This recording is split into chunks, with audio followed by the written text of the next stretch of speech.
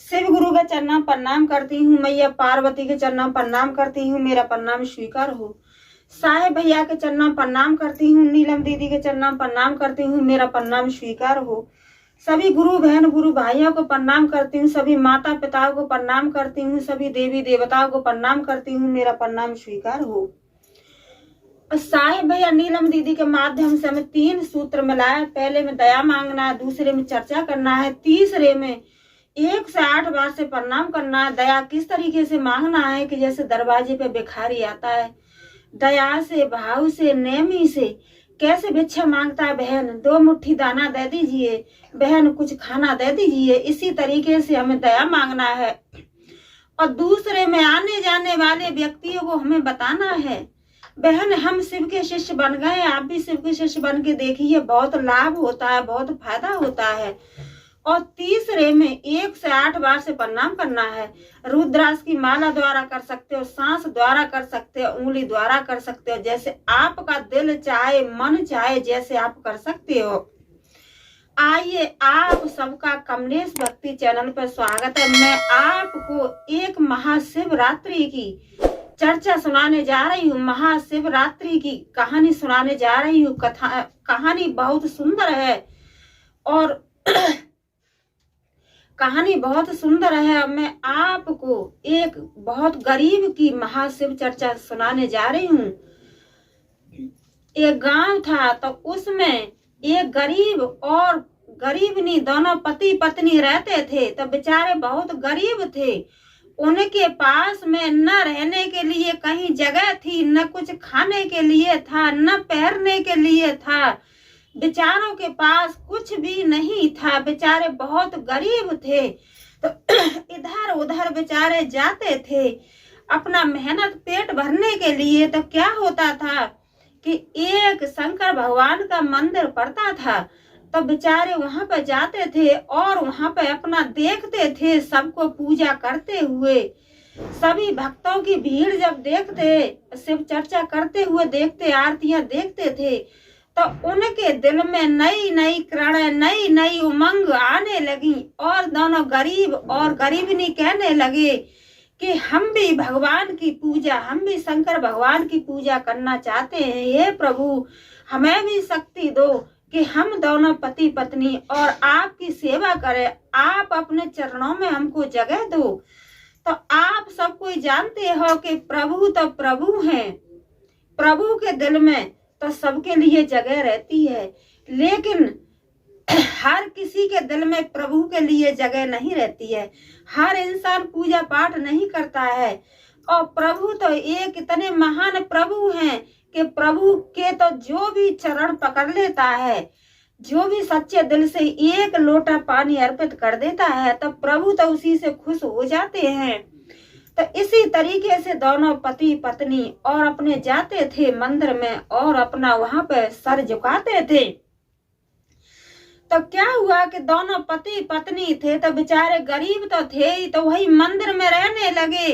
तो सब भक्तों से उन्होंने सुना, सब भक्तों से उन्होंने सुना कि महाशिवरात्रि आने वाली है, महाशिवरात्रि आने वाली है। तो बेचारे वो भी सुने, लेकिन गरीब थे, तो अपना कहने लगे कि हे प्रभु हमारे पास तो कुछ है नहीं, हम आपकी सामग्री कैसे करेंगे, कहाँ से लाएंगे, प्रभु हमें भी कुछ ज्ञान दो।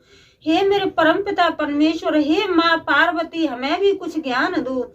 इसी तरीके से उन्होंने दोनों ने सोचा कि हम तो दोनों पति और पत्नी जाएंगे केदारनाथ जाएंगे और वहीं हम अपने महाशिवरात्रि का व्रत पूजा वहीं पे करेंगे, अपने महाशिवरात्रि का व्रत वहीं करेंगे और वहीं अपना जो समय बिताएंगे। तो बेचारे गरीब तो थे ही, तो दोनों पति और पत्नी यही सोच करके और अपना केदारनाथ के लिए बस जाने लगे और हाथ में बस बोलने लगे नमः शिवाय नमः शिवाय नमः शिवाय नमः शिवाय नमः शिवाय। इसी तरीके से भगवान का नाम, प्रभु का नाम लेते हुए जपते हुए जा रहे थे। तो बेचारे इतने गरीब थे कि कहीं भी जैसे रास्ता में कहीं रात होती थी तब बेचारे अपने रास्ता में ही मांगते और खाते थे। तो जिसने खाना दे दिया तो खा लिया और नहीं दिया तो नहीं खाए। तब बेचारे दोनों पति और पत्नी की पीठ और पेट एक हो गया भूख से। पीठ और पेट दोनों का एक हो गया, व्याकुल हो गए। लेकिन दोनों पति और पत्नी अपना कोई उन्होंने संदेह नहीं किया कि हमें खाना नहीं मिला, कि पीना नहीं मिला। वो तो बेचारे अपने देवों के देव महादेव में व्यस्त हो गए और उनके नाम में ही नमः शिवाय नमः शिवाय नमः शिवाय, उनके मुंह से कोई दूसरा नाम नहीं निकल रहा है। नमः शिवाय करते करते बेचारे पहुंचे एक नदी के किनारे। नदी किनारे पहुंचे तो वहां पर दोनों पति पत्नी, और रात हुई तो वही अपने बेचारे दोनों पति और पत्नी अपने नदी किनारे गंगा किनारे बैठ करके और अपना नमः शिवाय नमः शिवाय नमः शिवाय नमः शिवाय नमः शिवाय नमः शिवाय इसी तरह से और प्रभु का नाम लेने लगे। तो इस बात को मैया पार्वती और शंकर भगवान कैलाश पर्वत पर बैठे देख रहे थे। तो माँ पार्वती कहने लगी कि प्रभु आप अपने भक्त को देखिए कि आपका भक्त अपना न भूख देख रहा है, न प्यास देख रहा है, उसके न तन पे कपड़ा है, न पैरों में चप्पल है, न खाने के लिए कुछ है। आपके 3 सूत्र के उसमें आपके 3 सूत्र के पालन में और आपका नाम ले रहा है। प्रभु आप कुछ कीजिए, अपने भक्त को इतना मत सताओ, क्योंकि आपका भक्त तो आपका सुबह शाम सारा दिन उसके मुंह से नमः शिवाय आपका ही जप तप निकल रहा है। तो शंकर भगवान कहने लगे कि ठीक है महादेवी। तो सुबह के 4 बजे और नाव लेकर के और गंगा किनारे आ गए प्रभु। तो वो तो दोनों पति पत्नी थे, उनको तो पता ही नहीं था। तो जो नाव लेकर के आ गए केवट बन के, और वहां जाकर के कहने लगे कि कोई उधर जाने वाला है क्या, कोई उधर जाने वाला है क्या। तो दोनों पति पत्नी थे, अब तो अपने नमः शिवाय जप तप में अपना प्रभु का नाम ले रहे थे। हे प्रभु कुछ हमें रास्ता दिखाइए, हम इतना रास्ता आ गए हे प्रभु। तो आप सबको ही जानते हो कि प्रभु तो प्रभु हैं। प्रभु तो अपने सभी भक्तों की तरफ नजर रखते हैं। कहते हैं कि हमारी और आपकी 2 आंख हैं, लेकिन प्रभु की 1000 आंख हैं। प्रभु 1000 आंखों से ये दुनिया देख रहे हैं और दुनिया चला रहे हैं। वो तो त्रिलोकीनाथ हैं। तो प्रभु आए केवट का रूप रख के और कहने लगे कि कोई उधर जाने वाला है। तो दोनों पति पत्नी और उठे और कहने लगे हाथ जोड़ करके कि हे केवट भैया, जाना तो हमें उधर नदी पार हमें करना है, पर हे केवट भैया हमारे पास एक भी पैसा नहीं है। हमारे पास आपको देने के लिए एक भी पैसा नहीं है। इतनी बात बोल करके और पति पत्नी दोनों अपने आंखों से छल आंसू आने लगे और रोने लगे और कहने लगे कि हे केवट भैया हमारे पास एक भी पैसा नहीं है आपको देने के लिए, और अगर आपकी इच्छा है तो हमें उधर लेके चलो, नहीं इच्छा है तो कोई बात नहीं भैया, पर हमारे पास कुछ भी नहीं है देने को। तो केवट तो नहीं थे, वो तो भगवान थे, वो तो प्रभु थे, मेरे प्रभु थे। तो प्रभु कहने लगे कि भैया तुम बैठो, मैं तुम्हें उधर नदी पार करा देता हूँ, और आपके पास पैसा नहीं है तो मुझे पैसा नहीं चाहिए। मैं सारे दिन बहुत पैसा कमाऊंगा, आपसे पैसा नहीं कमाऊंगा तो कोई बात नहीं है। तो दोनों पति और पत्नी नाव में बैठे। तो केवट भैया नहीं थे, वो तो देवों के देव महादेव प्रभु थे। तो उन्होंने जो नदी पार करा दी और अपना नदी पार करके और केवट के हाथ जोड़ करके कहने लगे कि हे भैया हमें ये बता दो कि यहाँ से केदारनाथ की रास्ता कितनी दूर है प्रभु। महाशिवरात्रि आ रही है और हमें पता नहीं कि यहाँ से केदारनाथ का कितना समय लग जाएगा। तो जो केवट भाई थे वो कहने लगे कि भैया अब ज्यादा दूरी नहीं है और आप तो मंजिल पे आ चुके हो तो इतना कह करके और अपना आगे जाने लगे।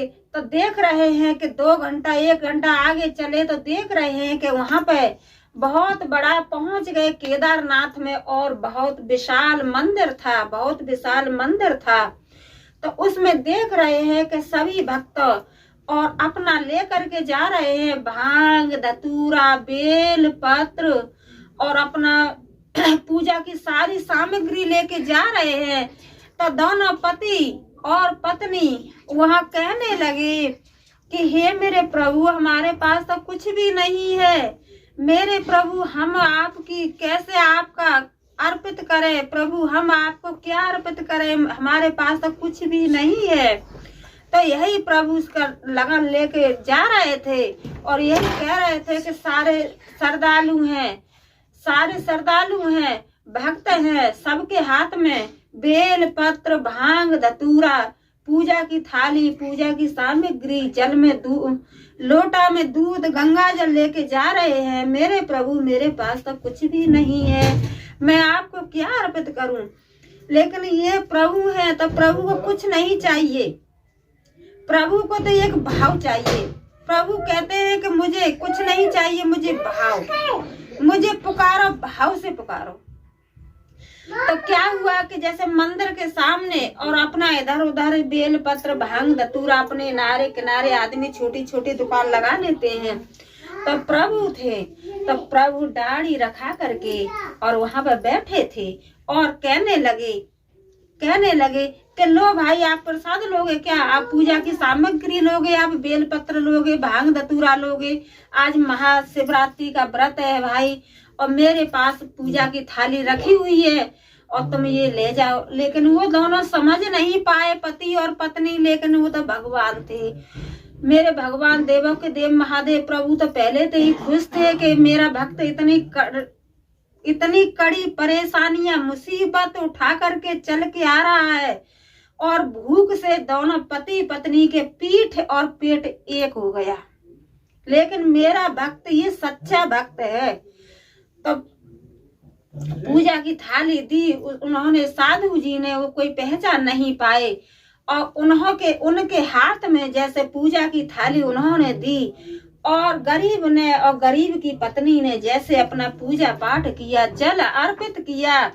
तो जितने भी बेल पत्र भांग धतूरा थाली सारा कुछ सोने का बन गया।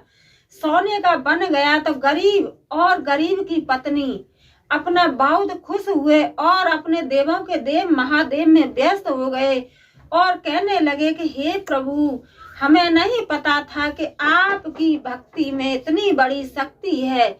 तो गरीब के जो बेल पत्र भांग धतूरा था वो सारे सोने के बन गए और गरीब नहीं रहा। प्रभु की कृपा से सारा कुछ उसको अच्छा हो गया, खूब धनवान हो गया और सारी गरीबी दूर हो गई और अपना आराम से वहीं प्रभु का दर्शन पूजा पाठ करते रहे। तो मैं यही कहती हूँ कि हे देवों के देव महादेव, जैसे आपने, हे महाशिवरात्रि, जैसे आपने उन गरीबनी पे दया की, ऐसे ही सभी भक्तों पे आप अपनी दया दृष्टि बरसाते रहना। हे मेरे भोले बाबा, बोलो मैया पार्वती की जय, बोलो शंकर भगवान की जय, बोलो सच्चे दरबार की जय। हर हर महादेव।